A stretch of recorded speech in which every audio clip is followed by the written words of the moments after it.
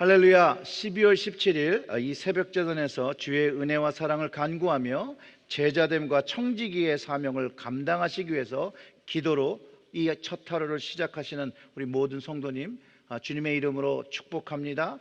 먼저 제가 기도하고 말씀 봉독하겠습니다. 하나님 아버지, 감사합니다. 오늘도 주의 은혜를 간구하며 사랑을 간구하며 이 첫 시간 기도로 나옵니다. 하나님, 이 시간에 하나님의 레마의 말씀을 허락하시고 그 말씀이 우리 영의 양식이 되어서 오늘 하루도 하나님께 기쁜 산 제사를 드릴 수 있도록 주께서 저희들의 삶을 주장하시고 성령으로 동행하시기를 간절히 소원합니다. 지혜를 허락하여 주시옵소서. 하늘의 지혜가 오늘 우리의 하루를 이끌어가는 등불 될 수 있도록 주여 함께하여 주시옵소서. 이 모든 말씀 우리 구주 예수님의 이름으로 기도드렸습니다. 아멘. 오늘 하나님의 말씀 누가복음 16장 19절부터 31절의 말씀입니다. 누가복음 16장 19절부터 31절의 말씀입니다. 한 부자가 있어 자색옷과 고운 베옷을 입고 날마다 호화롭게 즐기더라. 그런데 나사로라 이름하는 한 거지가 헌데투성이로 그의 대문 앞에 버려진 채 그 부자의 상에서 떨어지는 것으로 배불리려 하매 심지어 개들이 와서 그 헌대를 핥더라. 이에 그 거지가 죽어 천사들에게 받들려 아브라함의 품에 들어가고 부자도 죽어 장사되매 그가 음부에서 고통 중에 눈을 들어 멀리 아브라함과 그의 품에 있는 나사로를 보고 불러 이르되 아버지 아브라함이여 나를 긍휼히 여기사 나사로를 보내어 그 손가락 끝에 물을 찍어 내 혀를 서늘하게 하소서. 내가 이 불꽃 가운데서 괴로워하나이다. 아브라함이 이르되 예, 너는 살았을 때 좋은 것을 받았고 나사로는 고난을 받았으니 이것을 기억하라. 이제 그는 여기서 위로를 받고 너는 괴로움을 받느니라. 그뿐 아니라 너희와 우리 사이에 큰 구렁텅이가 놓여 있어 여기서 너희에게 건너가고자 하되 갈 수 없고 거기서 우리에게 건너올 수도 없게 하였느니라. 이르되 그러면 아버지여 구하노니 나사로를 내 아버지의 집에 보내소서. 내 형제 다섯이 있으니 그들에게 증언하게 하여 그들로 이 고통받는 곳에 오지 않게 하소서. 아브라함이 이르되 그들에게 모세와 선지자들이 있으니 그들에게 들을지니라. 이르되 그렇지 아니하나이다. 아버지 아브라함이여 만일 죽은 자에게서 그들에게 가는 자가 있으면 회개하리이다. 이르되 모세와 선지자들에게 듣지 아니하면 비록 죽은 자 가운데서 살아나는 자가 있을지라도 권함을 받지 아니하리라 하였다 하시니라. 아멘. 오늘 본문은 여러분들이 잘 아시는 나사로와 거지 나사로와 부자의 비유입니다. 그의 첫 시작은요, 그들의 삶이 완전히 극과 극인 것을, 그 삶의 극과 극을 대문 하나의 경계로 두고 있습니다. 그 19절과 20절에 그렇게 얘기하죠. 한 부자가 있어 자색옷과 고운 베옷을 입고 날마다 호화롭게 즐기더라.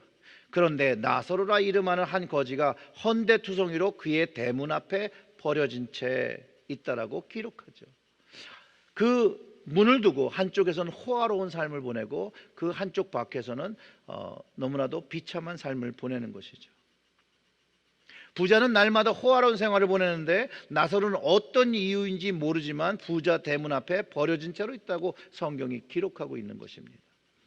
그리고 나사로가 부자가 먹고 버려진 음식으로 좀 배를 불리려고 했는데 그조차도 잘 안 되는 것 같죠. 개들이 와서 그의 헌대를 핥았다라고 하고 그가 이제 죽었다라고 성경이 말합니다.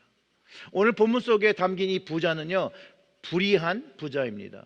왜 그가 불의한 자인가 하면 그는 이 땅에서 삶을 잘 지키며 살 수 있는 것을 위해서 악을 선택하여 행했던 사람이지만 그의 자신이 영원한 삶을 보내야 될 그 죽음 뒤에 삶을 준비하지 못했음을 이 이야기에서 가르쳐주고 있습니다. 16장 초반에는요, 예수님께서 불의한 청지기 비유를 통해서 재물을 지혜롭게 쓰는 것이 영원한 삶을 잘 준비하는 것이라고 가르쳐 주시고 이제 이 부자와 나사로의 비유를 알려주신 것을 통해서 자신의 재물을 이 땅에 살면서 지혜롭게 사용하지 못한 결과는 궁극적으로 영원한 심판을 받게 되는 것을 경고하고 있다는 거예요. 사람들은 이제 부자 되기를 원하죠. 가난하게 살기를 원하는 사람 많지 않습니다. 그러나 구원받은 사람은 세상에서 부자 되기를 소망하기보다는 천국에서 부자 되기를 소망해야 합니다. 재물을 이 땅에서 모으는 것이 아니라 그 재물을 천국에 모아야 한다는 것이죠. 그리고 그 천국에 그 재물을 쌓는 방법은 이 땅에서 지혜롭게 그 재물을 사용해야 하므로 그 재물을 버는 방법도 손해야 되고 올바른 방법이어야 함을 알려주고 있습니다. 여러분 이런 말씀 들어보셨죠? 하나님은 속이는 저울을 싫어하신다고. 오늘 본문 안에 매일매일 불을 누리며 살지만 자신의 대문 앞에 있는 거지 하나를 거두지 못한 죄의 결과는 참혹한 것을 가르쳐 줍니다. 거지 나사로가 사실은 몇 살인지 모릅니다.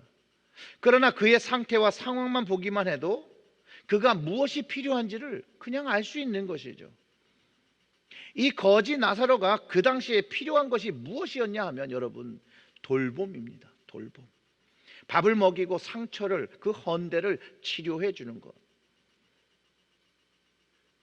부자에게는 그 일이 아무것도 아닌 일인데 그가 그에게 긍휼을 베풀지 않게 하고 그를 그 길거리에서 객사하게 했다는 거예요. 만약 이 부자가 나사로를 긍휼히 여기고 먹이고 입히고 치료하고 그리고 일자리를 주어 살게 해주었다면 하나님의 긍휼을 얻지 않았을까요? 그런 질문을 충분히 할 수 있고 그 대답도 그의 긍휼의 행동으로 하나님의 긍휼을 전 입었다라고 저는 확신을 합니다. 그런데 두 명 모두가 생을 마감한 후에 인생이 뒤바뀌어 버리죠. 그 나사로는 죽어서 천사들에게 받들려서 아브라함 품에 들어가고 부자도 주고 장사함에 부자는 어디 갔다고 기록하고 있죠? 23절에 그가 음부에서 고통 중에 눈을 들었다라고 기록하고 있는 것이에요. 아주 극과 극이죠. 살았을 때 이 땅에 살았을 때 모습이 완전히 정반대로 바뀌어 버려져 있다라는 것이에요. 그리고 그 부자가 이제 자신의 괴로움을 토해내며 긍휼을 구하고 얼마나 고통스러웠으면 나사라 손가락의 그 끝에 물을 찍어서 혀에 물 몇 방울만 달라고 간구하는데 그가 얼마나 간절했다는 것을 느낄 수 있지만 시간이 너무 늦어버렸다는 것을 깨닫게 됩니다. 그래서 25절과 26절에 이렇게 얘기합니다. 아브라함이 이르되 예 너는 살았을 때 좋은 것을 받았고 나사로는 고난을 받았으니 이것을 기억하라. 이제 그는 여기서 위로를 받고 너는 괴로움을 받느니라. 그리고 26절엔 그러죠. 그뿐만 아니라 너희와 우리 사이에 큰 구렁텅이가 놓여 있어 여기서 너희에게 건너고자 하되 갈 수도 없고 거기서 우리에게 건너올 수도 없게 하였느니라. 부자가 세상에서 좋은 걸 받았으니 괴로움 받는 것은 당연하다라고 하는 것이에요. 그 세상에서 좋은 것을 누리기 위해서 악행을 했으니 괴로움을 받는 것은 당연하다는 그런 이치인 거죠.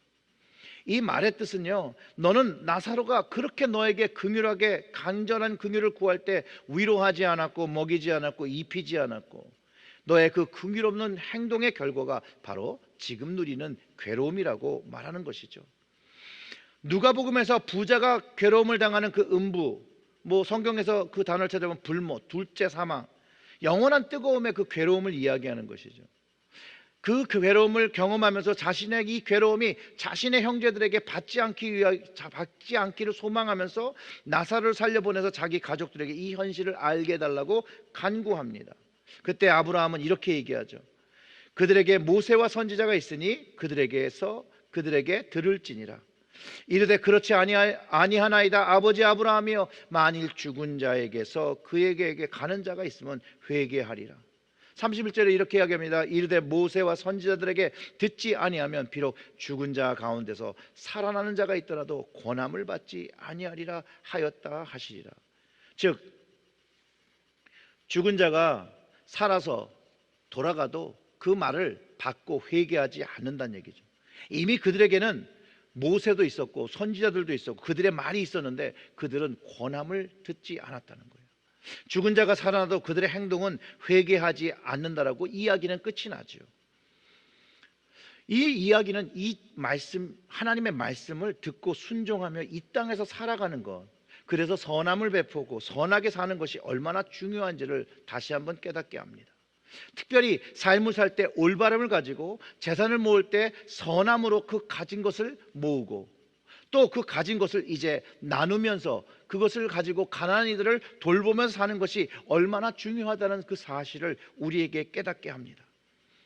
부자가 이 생의 삶 뒤에 음부가 존재하고 이 세상에서 잘 살아야 할 천국에 거할 수 있다는 것을 진실로 그가 믿었다면 그는 하나님 앞에 맡겨진 재산을 잘 사용하는 지혜로운 청지기의 삶을 살았을 것입니다. 그러나 우리에게 주어진, 그에게 주어진 기회는 단 한 번, 이 땅에서 살아있을 때입니다. 나중에 죽어서 후회하는 것은 아무 소용이 없죠. 이미 성경의 말씀을 가지고 우리는 기회를 가지고 살아가는 인생들입니다. 이 시간을 낭비해서도 안 되고 주님께 불순종해서도 안 되고, 오히려 우리가 믿음을 온전히 가져 주님의 말씀에 순종하며 그 말씀을 지키며 살 때 우리는 천국의 평안함을 누리게 됨을 알게 됩니다. 여러분, 예수를 믿는다고 하면서 여전히 악행을 저지르고 산다면 그가 정말로 구원받을 만한 것이 있다라고 여러분 생각하십니까? 물론 행위로 구원받는 것은 아니죠. 그러나 그 행위가 바뀌지 않는 사람은 믿음으로 구원받은 사람이 처음부터 아닐 수도 있다는 것이에요. 혼자만의 착각일 수도 있습니다. 남들도 믿음으로 구원을 받았다고 하니 자신도 받았다고 착각하는 그런 오해일 수도 있습니다. 예를 들면 이런 거죠. 많은 군중이 한 길에 있습니다. 그리고 어떤 길을 건너서 어떤 건물로 가는데 그 건물이 잠겨 있다는 거예요. 그러면 어떤 사람이 이 건물에 들어갈 수 있겠습니까? 바로 열쇠를 가진 사람들만이 들어가는 것이죠. 천국도 마찬가지입니다. 아무리 많은 사람들이 천국 앞에 있을지라도 주님이 인정하시는 구원받은 자들이 천국의 열쇠를 가지고 들어가는 것이라는 것이에요. 그게 예수님께서 가르쳐 주신 것이죠. 저야 여러분, 거지 나사로가 왜 천국에 갔는지 아무도 모릅니다. 그럼에도 그 결과가 천국에 거한 것은 주님이 그를 인정하셨기 때문에 천사들의 인도로 천국에 거했다라는 거예요. 주님께서 인정하는 그 구원받은 사람으로, 또 구원받은 사람의 모습으로 이 땅에서 살고 천국 가는 그날까지 하나님께서 맡기신 재물과 재능과 그 시간을 주님을 위해서 사용하고, 영혼 구원하는 데 사용하고, 가난한 자들을 구하고 주님의 복음을 전하는데 우리의 재능과 재물과 시간을 사용해야 됨을 이 아침의 말씀을 통해서 다시 한번 깨닫습니다. 사랑하는 성도 여러분, 여러분들은 이 아침에 한번 모습들을 돌아보셔야 됩니다.